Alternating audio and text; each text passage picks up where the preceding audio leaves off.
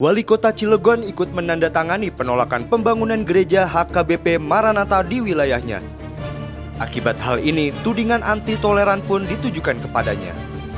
Tidak lama berselang, ia pun dipanggil oleh Kementerian Agama Republik Indonesia untuk mencari solusi atas hal ini. Pada 14 September 2022, Heldi Agustian memenuhi panggilan itu. Kepada Menteri Yakut, Heldi mengaku telah menjelaskan duduk perkara penolakan pembangunan gereja di wilayahnya. Ia pun mengungkapkan rencana pembangunan gereja itu belum memenuhi persyaratan yang tertera dalam peraturan bersama Menteri Agama dan Menteri Dalam Negeri nomor 9 dan nomor 8 tahun 2006.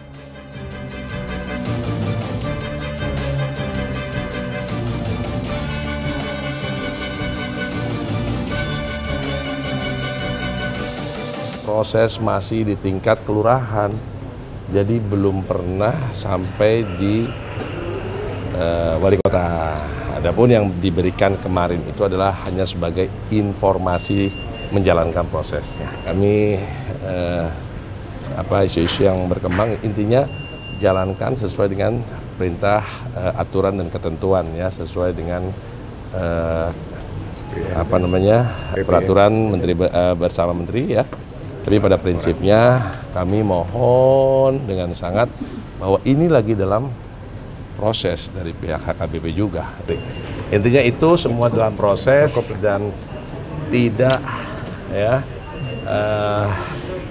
memenuhi syarat beberapanya. Jadi sebenarnya intinya Bapak nggak keberatan ya Pak dengan adanya izin. Udah lah, balik. Setara Institut merilis hasil penelitiannya tentang ranking 100 daerah paling toleran di Indonesia. Data yang dikeluarkan pada 2021 itu menyebutkan Cilegon berada pada nomor urut 92 di atas Banda Aceh serta Depok. Lalu, apakah gaduh pembangunan tempat ibadah ini menjadi bukti bahwa Cilegon memang benar-benar intoleran? Saya sekarang ada di Cilegon, tepatnya di depan lahan tanah yang akan dibangun gereja HKBP Maranatha. Seperti dilihat, ada pelang, lalu pintu dalam keadaan tertutup dan terkunci. Namun, seperti kita ketahui, pembangunan gereja ini urung dilakukan karena ada protes dari warga. Saya akan mengajak Anda menemui beberapa tokoh masyarakat di Cilegon, termasuk salah satu wali kota Cilegon, Pak Heldi, untuk mengetahui seperti apa permasalahan yang terjadi di belakangan ini.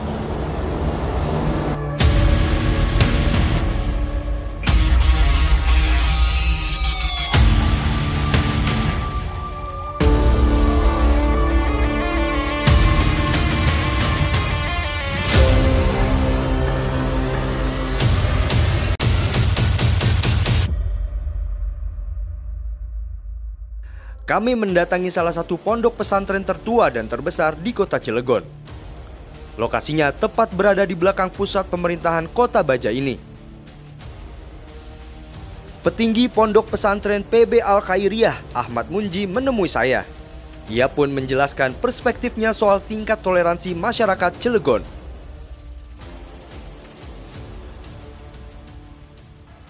Ya, saya sebagai warga Cilegon ya, terkait ada polemik rumah ibadah ya, kita sebut rumah ibadah atau mungkin gereja tadi itu.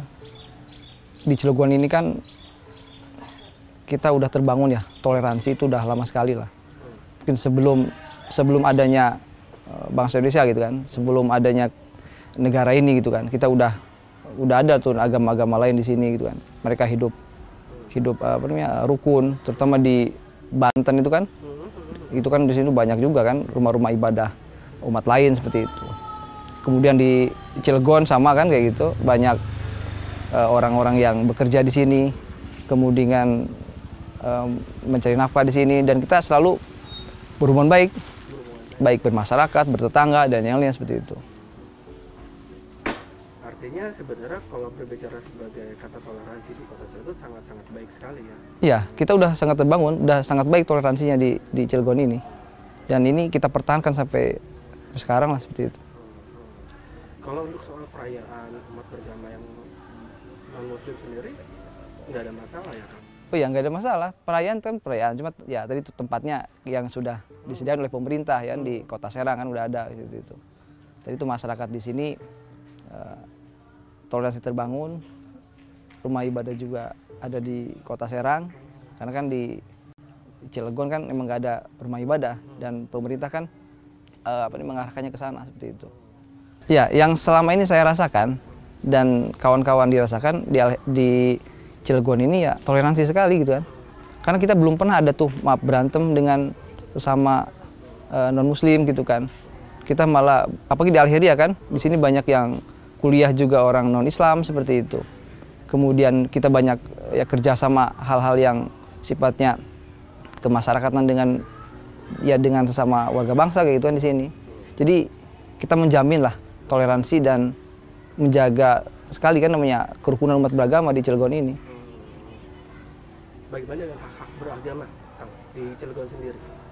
Ya kalau kita berpedomannya kalau terkait hak beragama ya itu kan bahwa umat yang di luar non Islam ya Islam gitu, itu kan udah disediakan ada di Serang seperti itu kan.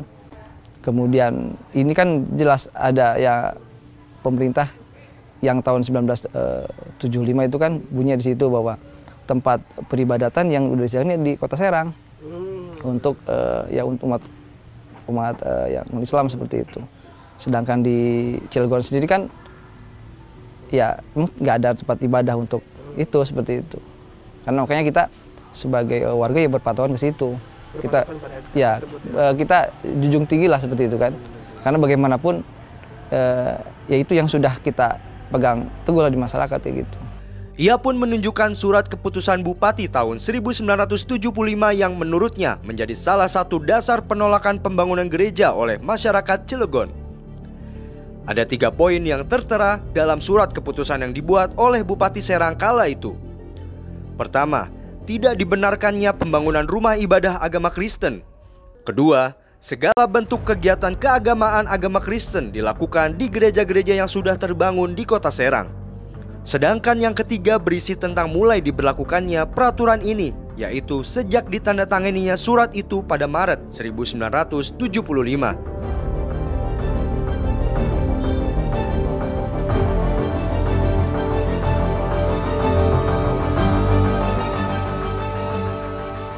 Tapi Kang, bisa berikan satu contoh nggak sih Kang, bagaimana masyarakat di Kota Cilegon sendiri mempersepsikan kata toleransi di sini?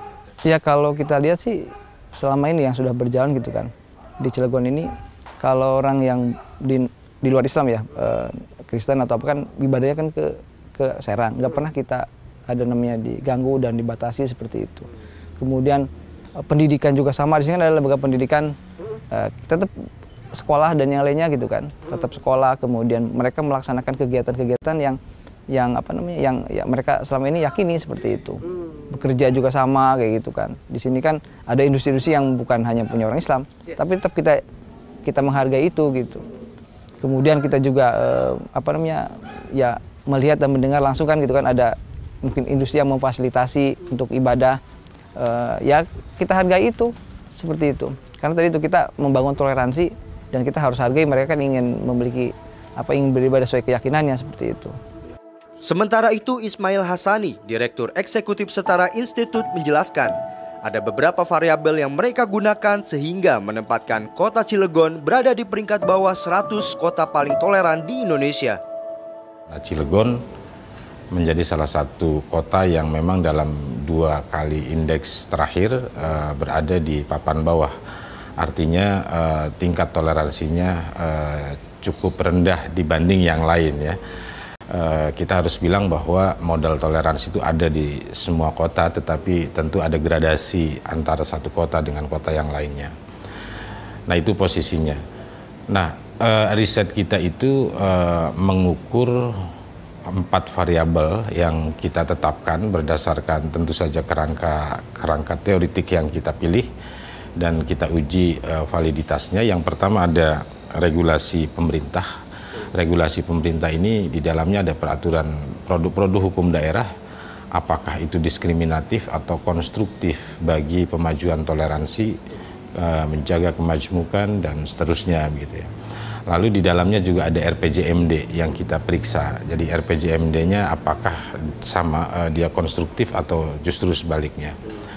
Lalu yang kedua ada regulasi sosial. Regulasi sosial ini isinya adalah yang pertama kohesi sosial masyarakat yang diindikasikan dengan ada tidaknya peristiwa pelanggaran.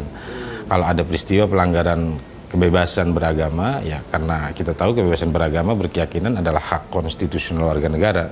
Karena itu ketika dia dilanggar maka itu menjadi persoalan. Nah itu kita periksa. Lalu juga bagaimana kemudian dinamika masyarakat sipil di suatu kota gitu ya. Kita ukur, kita deteksi, lalu itu menjadi bagian dari indikator. Yang ketiga, sebelum yang ketiga tadi Mas Edo, ada juga tindakan pemerintah ya. Tindakan pemerintah itu baik dalam bentuk ucapan maupun juga pernyataan maupun juga respons terhadap peristiwa. Misalnya kita tidak pungkiri di beberapa daerah banyak peristiwa pelanggaran, tetapi kemudian kepala daerah, wali kota memberikan respon yang sangat cepat dan solutif ya, sehingga ya patut kita catat sebagai prestasi. Dan yang terakhir kemudian demografi agama. Demografi agama ini kita ukur heterogenitas di suatu kota dan juga bagaimana aktualisasi kehidupan berpancasila sebenarnya atau inklusi sosial kemasyarakatan yang heterogen itu seperti apa, itu kita nilai begitu. Jadi 4 variabel dalam 8 indikator ini yang kita gunakan untuk mengukur kota. Karena yang diukur kota, maka variabel-variabelnya tentu variabel-variabel yang melekat di dalam sebuah kota. Kota itu ada wilayah, ada kepala pemerintahannya, ada masyarakat, ada regulasi, ya. Dan inilah yang kita nilai gitu ya. Ismail menekankan dalam kurun waktu 2 periode penilaian terakhir, Kota Cilegon masih bercokol di deretan 10 angka terbawah indeks kota toleran menurut Setara Institut. Menurutnya, ada alasan kuat mengapa ranking yang diraih oleh Cilegon tidak membaik. Kalau kita dalami secara kualitatif ya dengan 4 variabel tadi, memang di Kota Cilegon hampir semuanya memenuhi syarat-syarat yang kurang konstruktif untuk kemudian mencapai derajat toleran. Misalnya, saya harus katakan ada, kalau kita bandingkan dengan kota yang peringkat 10 teratas misalnya, wali kotanya tidak pernah mengeluarkan pernyataan-pernyataan terbuka yang tidak konstruktif. Ini penting dicatat. Kenapa? Dalam riset kami kita memperkenalkan apa yang disebut dengan condoning. Mas, condoning itu satu pernyataan pejabat publik yang berpotensi menyulut peristiwa kekerasan. Nah, karena dia posisinya pejabat publik, maka dia tidak boleh mengatakan atau menyampaikan pernyataan-pernyataan seperti itu. Seperti contohnya ada salah satu menteri misalnya di masa lalu ya, menyampaikan bahwa kelompok ini di luar agama ini dan seterusnya. Itu kemudian di lapangan kan menggerakkan orang untuk melakukan persekusi. Nah itu tidak boleh, pejabat publik baik secara etik maupun secara hukum bisa dipersoalkan. Nah di Cilegon dalam konteks ini misalnya kalau kita merujuk peristiwa terakhir di luar konteks dinamika sosial yang melatar belakanginya, di permukaan ini kan Pak Wali kemudian juga memberikan dukungan atau penolakan keras ya terhadap rencana pendirian tempat ibadah agama tertentu, sebut gereja gitu kan. Dan kita tahu itu semua ya satu peragaan yang saya kira kurang tepat bagi seorang wali kota, karena wali kota adalah pejabat publik. Pejabat publik harus bekerja melayani seluruh elemen warga negara begitu. Lalu yang kedua, selain tindakan dan pernyataannya sudah tercatat, di level sosial juga kan terjadi penolakan nyata gitu ya, terjadi penolakan nyata yang ini artinya menggambarkan bahwa regulasi sosial, dinamika masyarakat di Kota Cilegon kurang konstruktif ya terhadap pemajuan toleransi. Bahwa ada latar belakang yang melatar belakanginya itu soal yang berbeda, tetapi kita bisa tangkap bahwa masyarakat memang menolak keberadaan tempat ibadah tersebut. Dan itu tentu persoalan. Ini bukan soal rukun dan tidak rukun saja, tetapi ini persoalan hak asasi manusia, persoalan hak konstitusional warga negara. Jadi ini persoalan ketatanegaraan, bagaimana warga negara tidak bisa menikmati hak-haknya untuk menjalankan agama dan keyakinan, termasuk di dalamnya adalah ekspresi keagamaan, yakni mendirikan tempat ibadah.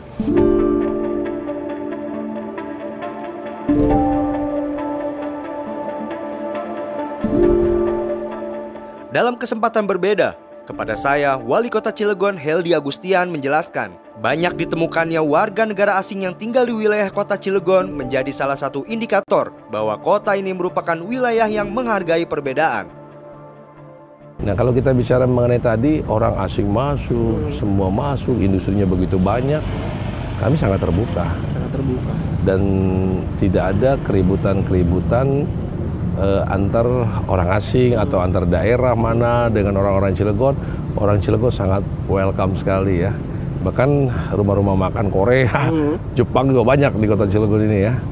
Artinya seperti itu. Nah, kemudian pemerintah kota Cilegon sebetulnya sudah cukup lama itu memberikan hibah berupa tanah ya, yang ada di Cikeray ya.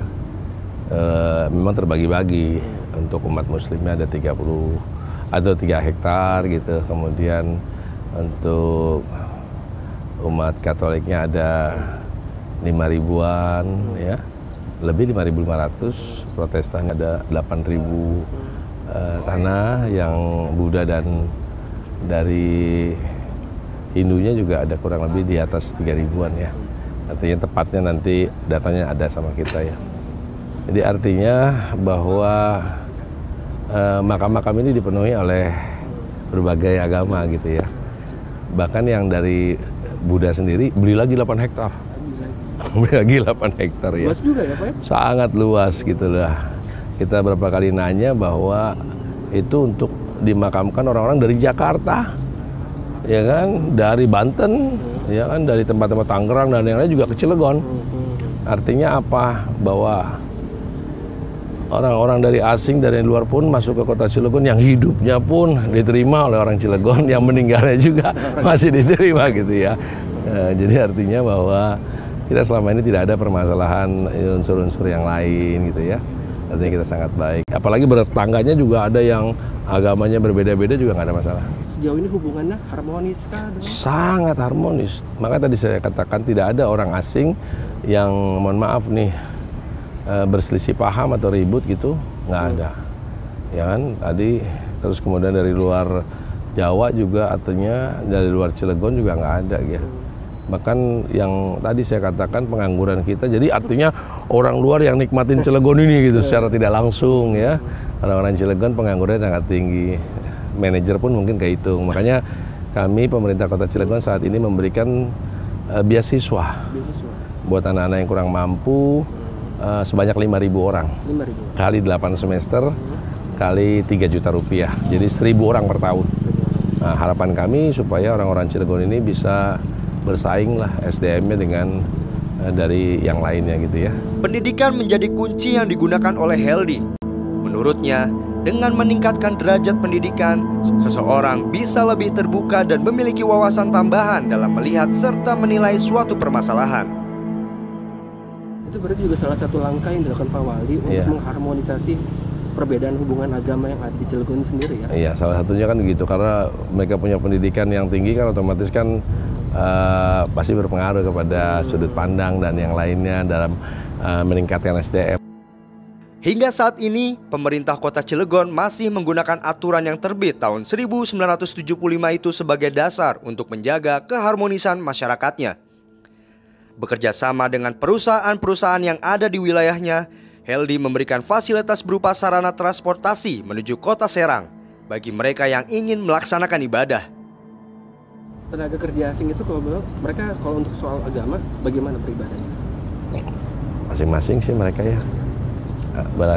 Beragama itu kan tidak mereka di rumah mereka di mana gitu ya. Artinya saya kurang lebih detail sih dalam hal itu kita melihatnya, bahwa rata-rata mereka kan biasanya kan punya kelompok-kelompoknya gitu, biasanya seperti itu ya. Artinya terfasilitasi semuanya. Umat beragama di Kota Cilegon ini kalau yang tidak ada rumah ibadah di sini ya kita fasilitasi melalui KS dengan bus. Sudah ada bus dari Krakatau Steel bantu gitu untuk ke wilayah Kota Serang ya jaraknya. Mereka kekurangan bus tinggal ngomong lagi, 1 bus, 2 bus, 3 bus, 5 bus gitu.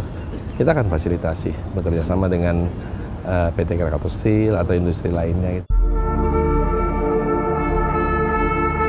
Terkait konflik yang tengah terjadi, Ahmad Munji menawarkan sebuah solusi yang menurutnya dapat menetralkan kembali kondisi kota Cilegon yang sempat memanas.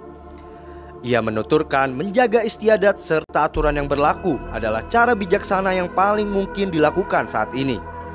Oleh sebab itu, Sekjen PB Al-Khairah itu berpesan kepada masyarakat serta jajarannya untuk menjauh dari praktik-praktik yang menyulut konflik horizontal di kota Cilegon. Cilegon ini sebenarnya udah selesai lah. Sebenarnya kita nggak usah ngebahas yang terkait itu. Sebenarnya udah selesai. Yang penting saling menghargai. Kemudian kita taati apa yang mungkin jadi pegangan di Cilegon seperti itu. Udah selesai. Itu akan menjadi sebuah kita keluarga besar lah. Keluarga besar yang sama-sama memajukan kota yang kita cintai ini seperti itu. Kita sebagai ormas Islam Al-Hidayah di Cilegon ini ya kita menjaga betul itu, Pak. Menjaga betul. Makanya kita ini upaya-upaya apa sih yang sudah dilakukan Al-Hidayah itu kita menjaga itu. Kita menjaga kondusivitas. Ketika Cilegon ini nanti ada masalah akan ngaruh ke dunia usaha, pendidikan, kemudian sektor-sektor lainnya seperti itu. Kita menjaga itu. Kita melaksanakan apa yang sudah diamanatkan oleh pendiri kita Ki Samun. Seperti itu. Itu yang kita laksanakan. Kayak upaya-upaya yang sedang dilakukan Al-Hidayah ini upaya menjaga tadi itu, menjaga kerukunan umat beragama dan kerukunan sama warga bangsa seperti itu. Dan upaya-upaya yang sedang kita lakukan ini upaya itu Pak, bagian dari itu, bagian dari mengedukasi masyarakat supaya masyarakat itu tidak masuk ke wilayah-wilayah yang akan memecah belah kerukunan ini. Makanya kita lakukan upaya-upaya yang sedang kita tempuh ini. Tadi itu upaya ini bagian dari untuk mengklirkan seperti itu. Supaya yuk kita bareng-bareng lah yang itu udah ditunda dulu lah seperti itu. Jangan sampai dinaikin, dimunculin seperti itu. Kita on the track lagi lah kayak gitu. Yuk. Nah, seperti itu. Karena kita rugi lah, Pak. Rugi kalau kita masuk ke wilayah-wilayah konflik horizontal tadi itu. Rugi kita. Seperti itu. Sementara itu, Ismail mengingatkan bahwa pemerintah berkewajiban menjaga seluruh lapisan masyarakat dalam mengejar hak mereka. Jangan lupa bahwa kebebasan beragama berkeyakinan adalah hak yang tidak bisa ditunda pemenuhannya dalam disiplin hak asasi manusia. Itu disebut dengan non-derogable right ya. Jadi ya negara harus menjamin. Negara dalam representasi yang paling terdepan adalah kota atau kabupaten kan begitu. Jadi dia wajib, dia melekat kewajiban kepadanya untuk menjamin kebebasan itu. Lalu di soal inklusi sosial ya sudah kita bisa lihat ternyata tidak inklusif dan diregulasi. Pemerintah daerah kita catat di Cilegon salah satunya adalah satu produk hukum di masa lalu yakni satu keputusan bupati yang terbit di tahun 1975. Itu selain secara teoritik sudah kehilangan validitasnya untuk dipatuhi gitu ya. Kenapa? Karena kota Cilegon sudah terpisah. Itu terjadi ketika kota Cilegon belum terbentuk gitu ya. Semestinya kalaupun itu mau tetap diberlakukan, dia harus diadaptasi oleh wali kota Cilegon itu sendiri, harus dia perbarui.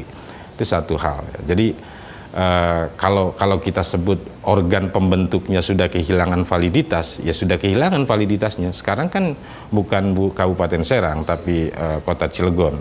Itu satu. Yang kedua, kalau kita periksa materi muatannya atau isi dari keputusan ini, jelas juga bertentangan dengan konstitusi, bertentangan dengan undang-undang asasi manusia. Selain itu juga surat ini bentuknya adalah keputusan. Keputusan itu dia adalah satu produk hukum yang ditujukan pada subjek yang sangat spesifik sebenarnya. Dia bukan bersifat reheling tapi penetapan-penetapan. Artinya dari semua sudut sebenarnya keputusan bupati ini sudah kehilangan validitasnya untuk dipatuhi.